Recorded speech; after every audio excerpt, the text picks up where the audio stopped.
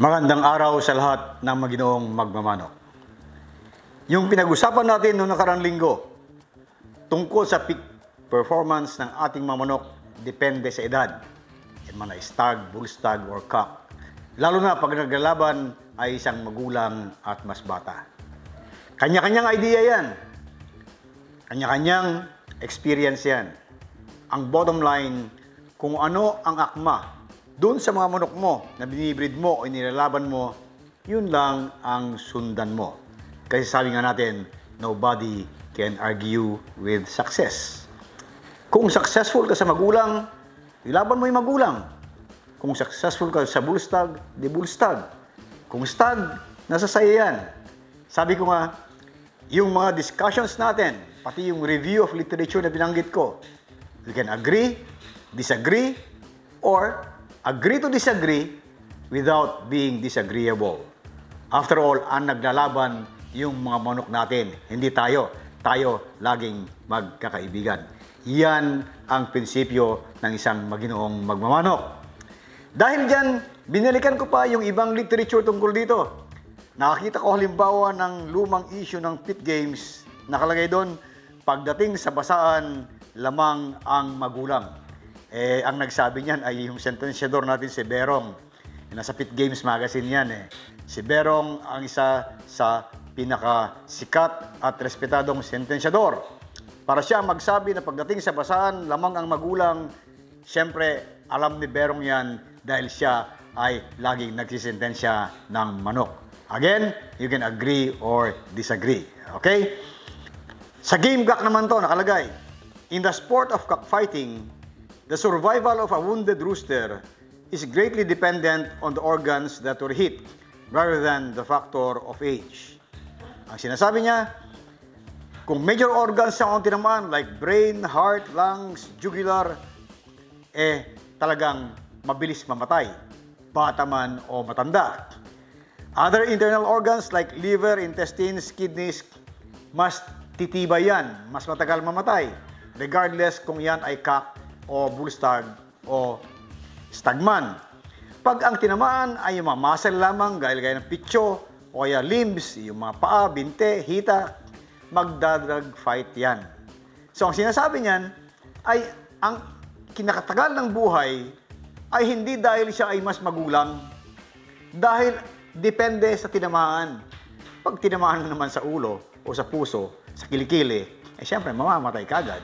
Kung pitso lamang o napilay lamang, siyempre, tingin mo matibay dahil magdadrag fight. Tayo bilang mga breeders, mas alam natin kung ano yung mga manok natin, kaya evaluate natin depende sa resulta ng ating mga laban. Halimbawa, sa Pit Games din, ang sinasabi, some late maturing birds like some oriental, they fight best at 3 to 4 years of age. So, dito yung makikita na may ma-breed talaga ng manok na early maturing. Pwede mong ilaban sa stags o bull stags. Yung iba naman, pinagugulang talaga. Noong araw, nakikita natin the late speaker, Monching Mitra. Kung maglaban niya kanyang mga parawakan, talagang may edad talaga, mga 3-4 years of age. At ang galing mag-cut. Yun naman kasi ang talagang attribute ng Oriental, cutting accuracy. Ang kanyang drawback is gameness.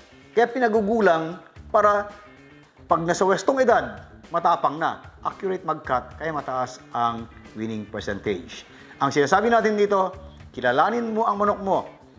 Ano ang kanyang best fighting age para doon mo siya ilaban. Other so-called light fowls like roundheads, clarets, kelsos, are at their peak fighting performance at 2 to 3 years of age. Pit Games to. Obserbasyon ito ng mga sabungero sa Pilipinas na yung mga light fowls, binanggit niya rito, roundheads, clarets, kelsos. Sinasabi ng Pit Games magazine at that time, yung best fighting performance is at 2 to 3 years of age. Pero, bilang mga breeders, alam nyo naman yung manok nyo, kung yan ay late maturing or early maturing, roundhead man yan, claret man yan, kelso man yan, magkakaiba yan. Iba yung claret ni Juan de la Cruz, iba yung claret ni Pedro, iba yung claret ni Farm A, ni B at C. Ganon din ang roundhead, ganon din ang kelso. So kilalanin mo ang manok mo at ilaban mo lamang sa panahon na depende sa record mo, yun ang kanyang peak performance pagdating sa edad. Dark fowls like brown reds, black travelers, and others that are dark in color are generally regarded as late maturing. Ito ay sa feathered warrior. Kasi nung araw, meron silang mga tinatawag na mga iba't ibang klaseng blacks sa US. At napansin nila, pag inilalaban sa cock derbies at sila ay masyadong bata, kulang sa gameness o tapang. Pero pag sila ay gumulang, sila naman ay napakagaling. Samantala, sinasabi rin ng feathered warrior, most hutches and white hackles fight very well at 14 to 16 months of age. Ibig sabihin, ito yung mga early maturing na mamanok, matatapang na antemano. So, again, sa mga breeders, sabi ko nga, kilalanin nyo ang mga manok nyo. May mga hutches, white hackles na early maturing, meron din naman yung medyo late maturing. Hindi lahat ng klase ng bloodline ng manok ay pare-pareho. Depende sa selection at sa pag-aalaga. Kung minsan kahit maganda ang breed, maganda ang pag-aalaga, pero pag tinamaan one time ng isang sakit na nagpahina ng katawan, yung gameness na yan biglang magsasuffer. Sabi nga ng mga Amerikano, if there is one great single factor that can decrease the gameness of a game fowl, it is health condition. So makikita nyo, pinag-uusapan natin sa programa natin ay health issues lagi. Kasi sa performance ng ating mga manok, ang laki ng contribution ang kalusugan. Mga kaibigan, medyo naging heated ang mga discussions natin tungkol sa peak performance sa ating mga manok. Pero medyo natatambakan na tayo ng katanungan and comments sa social media, kaya bigyan natin ng pansin ang ating mga listeners na interactive sa atin. Halimbawa, sa molting. At one time kasi nabanggit ko, yung whole year-round molting syndrome pagdating sa mga puti.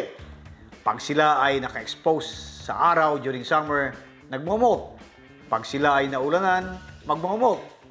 Kaya sila ay nilalagay sa malilim na lugar pag summer at pag tag-ulan naman ay sinisilong. Pero itong ating interactive na kasamahan sa social media, ang sabi niya, itong si at Prospect Tubing 1362, ang katanungan niya ay ganito, Dok, tanong ko po yung manok, panay po ang bawas ng balahibo, hindi ko po mailaban. Alimbuyugin ang kulay. Sa patuka, ano po ang maganda? Okay. Alimbuyugin yung kanyang manok, hindi puti. Pero, lagi nagbabawas ng balahibo. So kung ang tanong niya ay tungkol sa patuka, gaya na binanggit ko noong nakaraan, baka naman masyadong mababa ang protina ng patuka. Baka ito ay puro grains. Dahil kulang sa protina, lalo na sa methionine, cysteine, and lysine, ay baka hindi ma-maintain yung balahibo. Mas mainam, taasan mo ng protina ang pagkain ng manok mo. Pwede mong haluan, initially, sabihin natin 50-50, grains at saka pellets. Tingnan natin kung kayang hawakan yung balahibo na yan. Again, kahit na magpakain ka na maganda, kung yan naman ay na-stress dahil nga sa environmental conditions, ganyan pinag-usapan natin, baka magtuloy-tuloy pa rin ang paglugon ng manok. Pero all conditions being equal, hindi masama ang panahon at maganda ang pagkain, yung alimbuyugin na yan, hindi basta-basta maglulugon. Mga kaibigan, yung ibang mga katanungan, bibigyan ko ng emphasis sa mga susunod nating discussions dito sa programa natin. Huwag lang kalimutan mag-like, subscribe, and share. At i-hit yung notification button para pag may bago tayong issues, lagi kayong updated. Dahil sa programa natin, ang lagi kong paalala sa performance ng ating mga manok, pambreeding man o panlaban, laging tandaan, health is always number one.